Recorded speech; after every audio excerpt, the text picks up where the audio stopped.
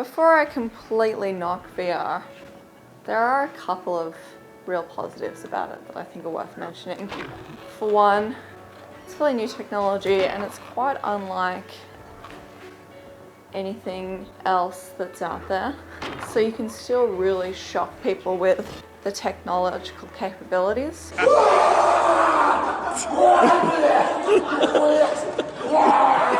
that way, I think at the moment, it's kind of a failing industry. But in the way that the best VR content and the best VR experiences are watching your friends and family fail in VR. Whoa, he's standing up! He's biting the tree. Oh my god! Watch out! Oh, no! Oh, shit! Oh my... But that leads me to another problem with it, which is that I myself don't know many other people with VR, and the games that I do enjoy, like Vivecraft and Pavlov, I'd enjoy so much more if I could play with my friends, and I probably would start playing VR, I don't know, once a week, regularly. Another really great thing about it is the kind of gameplay footage you can get playing these games. I find it so much more engaging watching people like PewDiePie or Jacksepticeye playing these games as opposed to others, because you're really seeing them get involved, and I feel like the content is far more humorous than your standard console or PC game. Oh yeah! Whoa! That's terrifying. We should turn the forest into deforest. Oh, I catch! However, I guess that brings me to another downside, which is that not many people play VR for long enough, or the games aren't complex enough for people to get really good at them and make good like kill shot compilations or something like that.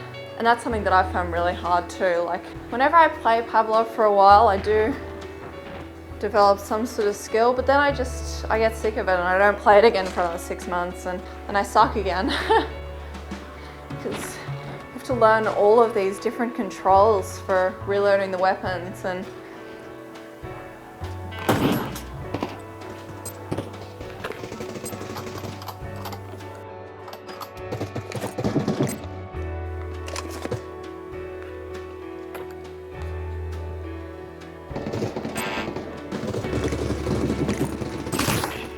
yes, I'm a bit of a noob. If I knew anything about guns, I'd be able to figure this out pretty quickly. And I do like the realism in that way. I find that really cool. But those games are just too uncomfortable to play for a long period of time. Again, that's more to do with the headset than the gameplay. But it's just annoying never feeling like you're developing at the games that you enjoy playing. That being said, Gorn is still one that continues to excite me every time I come back and play it.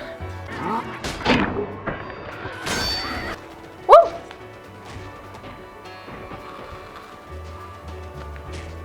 Ooh, I can pick him up. That's pretty cool. I am the puppet master. Do, do, do, do. Gorn takes full advantage of all of the great things about VR. Doesn't give you too much space to explore or a crazy storyline to follow along.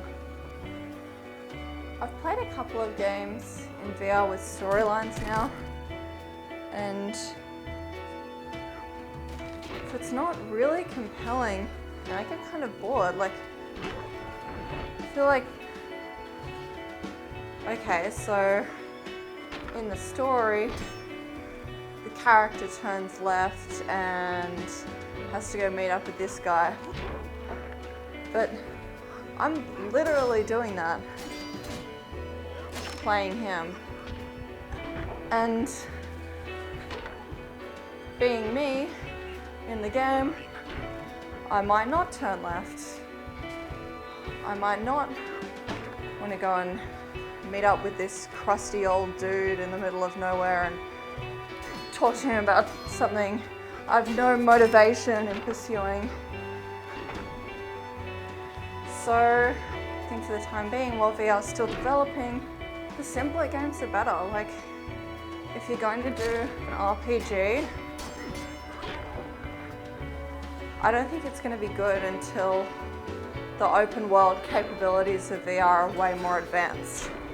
Maybe the headset's a lighter too. Pretty much every game I've played, besides Gorn, The Lab,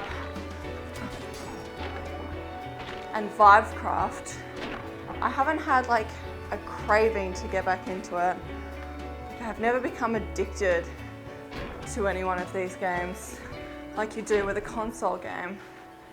And it's a real shame because for the most part, I think that VR's a really exciting technology. I'm glad to be seeing it develop in its early stages. But I just feel like it's really not there yet. Like Walking Dead, I was really excited to start playing. I thought, to start with, that this might be the first example of a game with a storyline that would actually have some long-term playability. But already I've gotten to the stage where whenever I think about playing it, I just end up procrastinating and not wanting to do it. And I've got to say, a big fault of that is, yes, to do with the Vive headset. I really prefer something a little bit more lightweight. I've played in the Oculus before, that was better. I do want to keep playing Walking Dead because I feel like before I knock it too much, I should just finish it. But it's been so damn hard to get the motivation to play games like that. Whereas simple games like this are just so much more fun. It's like the difference between mobile games and console games. Like, I feel like that's how different VR is to consoles. But it's never treated like that.